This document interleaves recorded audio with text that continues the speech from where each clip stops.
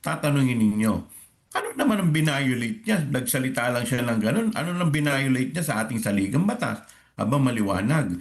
Nakalagay sa ating Section 5, Article 7, yung oath of office ng presidente at vice-presidente. Remember, Karen, dalawa lang ang nakalagay dito.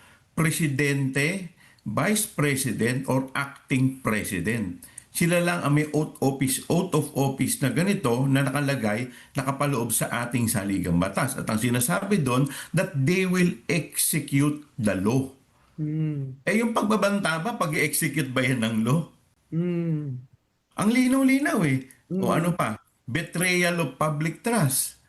'Di ba? Eh yung ginawa niya, isipin mo ang pagbantaan mo, head of the state, Karen. Ang head of the state, siya ang nagre-represent ng ating bansa. Siya ang muka ng ating bansa. Could you imagine the second highest ranking official of our country threatening the commander-in-chief of our army? So could you imagine that, Karen? At saka alam naman natin, hindi naman yung nakaraang administrasyon, yung simpleng, yung ordinaryong tao na walang kapasidad, na walang pera. Nakita naman natin kung anong itsura. Pinagbantaan yung dating Pangulo. Sinabi na magbibigay siya ng reward na 50 million. And yet, nakita nyo yung naging treatment. Nakaposas, face down, di ba? Kung tinratong parang kriminal. And yet, nakita natin, walang capability yung taong yun. Mukha namang walang 50 million pesos yung taong yun para magbigay ng reward. Alam natin yun na talagang it was merely siguro joke niya or whatever. Or frustration, or galit. Yes. Tama kayo. Kumbaga, yung ordinaryong mamamayan na walang kapasidad magbigay ng 50 million pesos reward sa sino mang allegedly papatay kay dating Pangulong Duterte, inaresto. Oh, anong pinagkaiba nito? Ito, pangalawang pangulo at alam natin, by operation of law, siya ang hahalili kung sakasakaling may mangyari sa ating pangulo.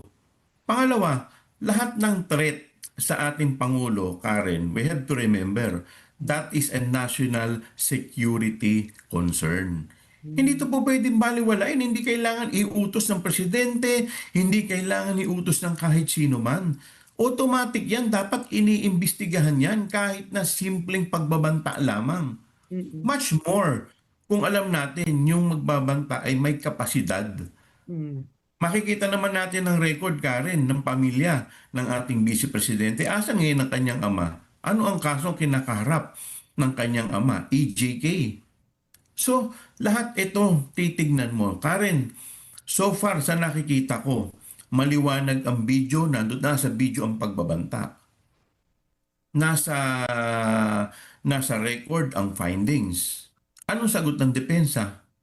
Mali ang petsa? Mali ang mga typo error? Never. Sa nakakailang hearing na tayo, nakakailang trial na tayo, never nilang dinenay.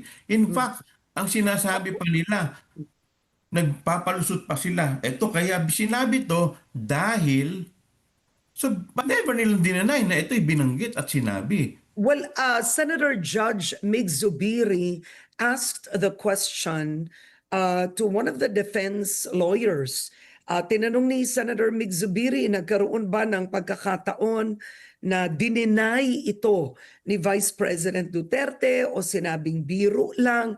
And the defense lawyer said yes, and we will present it during our time, which would mean that would be around next week. Kasi Tuesday na ngayon, you have Zulaika Lopez today, may isa pa si Matibag, I think on Wednesday. So yung tsansa ng depensa ay sa susunod na linggo.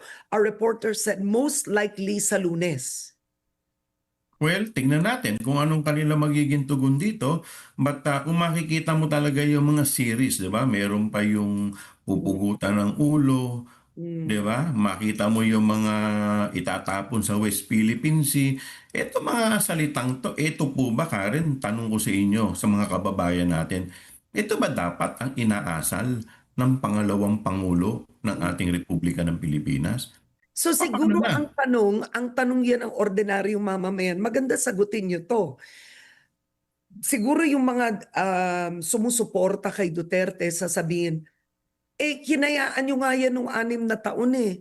Nung si Duterte ay presidente, kung ano-anong banta ginagawa.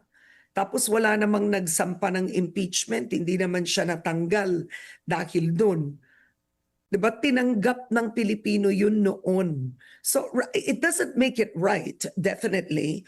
But why, tatanungin niya ng ordinaryong mamamayan, bakit ganito ang paninindigan ng mga congressman ngayon? Hinayaan nyo nga yan eh. You celebrated Duterte during his time. Congressman, not you personally, but the House of Congress supported him, allowed it. You know, this is not new for the Dutertes. But Congress just justified it then. Well, unang-una ka rin, at that time, hindi pa naman ako miyembro ng That's Kongreso. why I said, hindi nga ikaw Okay. ito personally. Pangalawa, nung time na yun, lahat naman takot kay Presidente. Mm, Di ba? Nakita mo naman, sino naman ang mag-a-attempt at that time? Sino ang mag-a-attempt na labanan ang dating Pangulo? Kaliwat kanan ang patayan na nakikita mo. Nakita mo naman ang Pangulo, ang hawak. Ang power ng Pangulo, hawak niya lahat ang kapulisan. Hawak niya lahat ang military. Hawak niya lahat ang NBI. Hawak niya lahat eh. At that time, at ginamit naman niya talaga ito. Nakita natin yung mga patayan kaliwat kanan. At that time, yung EJK, parang ang nangyari, parang naging normal sa mata ng Pilipinong tao ang patayan, ang pagmumura, ang pagbabasto sa mga babae. Kaya nga ngayon, nagtatanong kayo, bakit nangyari yun sa Tacloban, sa mga bata? 'Di ba? Ang ginagawa ninyong solusyon, babaan yung edad. But hindi yun na nakikita kong solusyon eh. Ang nakikita ko, ang may problema tayo eh. 'Di ba? Ang nagiging problema yung mga leader na tinitingala ng lahat ng tao, na tinitingala ng mga kabataan ngayon, ngayon parang pagka ikaw ay nagmumura, nagbabanta ka, sikat ka, siga ka. Di ba? Bakit yun ang naging batayan natin ngayon? Nawala na lahat yung pagiging, ang alam ko hindi ganyan ang Pilipino, Karen eh. Okay, yeah, I agree with you on that. Now, Representative, so one thing is clear is I had Attorney Lorna Kapunan on the show yesterday, and I think napakaganda ng paliwanag niya that grave threats itself is a criminal offense. However, pag grave threat sa kriminal, dapat patunayan mo yung intent, may mens rea, mas komplikado. Kasi pag na-convict ka doon, mawawala sa'yo is life, liberty, property. Alam mo yun, those 3 most important. Hindi ganun dito. Ito is position, right? It is the privilege to serve. Hindi ito criminal case. So ito, because it is not a criminal case, it is an impeachment trial. Sa totoo lang, do they really have to find the assassin? Yung totoo. The threat itself is enough. Yes, the threat itself. Dahil kasi nga, kagaya ng binabanggit ko kanina, ang kino-question natin dito, yung binitawan niyang salita. The fact na may assassin, na nakausap siya, the fact na hindi ito makita, is of no moment. Kasi hindi naman to criminal kung saan proof beyond reasonable doubt ang kailangang patunayan namin. This is an impeachment case. So iba to. At hindi po ito criminal case. Okay. Now, Zuleika, that is I think the chief of staff, no, or one of the closest to the vice president, will be in the witness stand today. And if we look back in 2024, ito sa ikinainit ng ulo, ikinagalit ng vice presidente noong 2024. Other than yung alleged Operation Romanov, ay yung pagtrato umano kay Zuleika, no? At yung naging epekto sa kanya, parang na-ospital siya noon if I remember correctly. What does the prosecution hope to get? What information from Zuleika?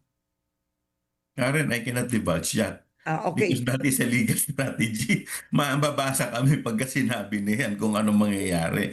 Pero ano pa ang pwede niyang testimonya? But in Ano? any event, Karen, ganito lang yan. Regardless kung ito yung nag-trigger sa kanya, no? Mm, Does it justify Yung pagtetrete niya, pagbabanta niya sa Pangulo. I mean, what if dumating ang panahon siya ang naging Pangulo at may nangyaring insidente, like for example, may nangyaring insidente sa kanyang staff. Ibig sabihin ba nun, gagirahin na niya yung ibang bansa o kung sino man dahil sa galit niya? Mm. 'Di ba? Kaya nga, So Karen, maganda ang punto mo. You are hitting on fitness. yes, Fitness. Karen, kung And that's titignan what mo, the impeachment trial is about. yes, Accountability and fitness to hold office. yes. Karen, ng impeachment, ang sabi nga ni Justice Isagani Cruz, it is a method of national inquest unto the conduct of public men. Yeah. Ang sinusuri dito ay yung pag-uugali ng taong nakapwesto. And tignan mo, ang impeachable officers lang, dalawa lang Mm, ang elected official. mm, Presidente lang at Vice President. Yung iba, mga appointed din, Supreme Court Justices, Ombudsman, Constitutional Commission. Pero sa lahat ng mga na-elect, dalawa lang. Kasi iba ang parameter ng pag-uugali na tinitignan sa dalawang to. Dahil itong dalawang to, ito ang nagre-representa ng ating bansa. Ito ang magiging imahe ng ating bansa. So could you imagine kung isang presidente ay violente, ano magiging tingin sa atin ng mm. ating mga kababayan, ng mga tao outside our country? Oo. And yung tanong ni Senator Mig Zubiri no na meron ba kayong video or nagsabi ba ang Vice Presidente na joke lang ito, kumbaga hindi ito totoo. Yung version ko nga is what if she says I lied. May, kumbaga you have to think of all the possible excuses, right? Na posibleng ilabas. Halimbawa, ilabas any of those.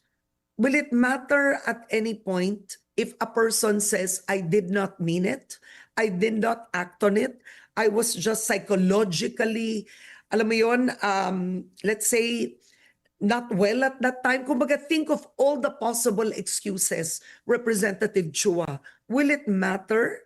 Or posible ba? May epekto? Kung ngayon sasabihin, siyempre, it will not matter anymore. Dahil kaya nga siya nandirito ngayon, kaya nga niya tatlong kinakaharap ngayon itong impeachment dahil sa mga kataga na binanggit niya nung mga nakaraan. Hindi naman ito yung unang-una, never. Wala naman tayo nakitang video na nagsabi siya ng dahilan kung bakit niya yung Oo. sinabi. At kung makikita ninyo talaga, di ba, yung konteksto, lahat naman tayo buong bansa natin napanood yun eh. At that very moment, nung pinapanood mo yung video, ano ang naramdaman mo? Mm. Mm-mm. Di ba? So hindi na natin kailangan pa, sabi ko nga eh, itong video na to, res ipsa loquitur. The thing speaks for itself. Mm. Di ba? Ang nagiging issue na lang ngayon siguro is yung authentication, but hindi naman nila dinina yung authentication. In fact, ginamit pa nila yung very video, di ba, na ebidensya na pinresenta namin, ginamit din nila. So Mm. ano pang pag-uusapan dito? Yeah. And the Vice President has not at any point kasi come out and said, that is not me. That is AI. I never said that. Right? So Exactly. authentication is not the issue. Kumbaga, And she herself knows that was her and she said that. and at one point, if I remember it correctly, during the last hearing, naghahanap pa ng alibay or gina-justify pa nung abogado. Parang sinasabi niya na sinabi ito ng Vice President, pero so naghahanap siya ng justifiable reason kung bakit ito sinabi. So hindi issue na nga eh na sinabi niya ito eh. At yan ang issue dito. Itong issue dito hindi yung assassin. Ang issue dito yung binitawang salita na Mm. pagbabanta Mm. sa ating presidente.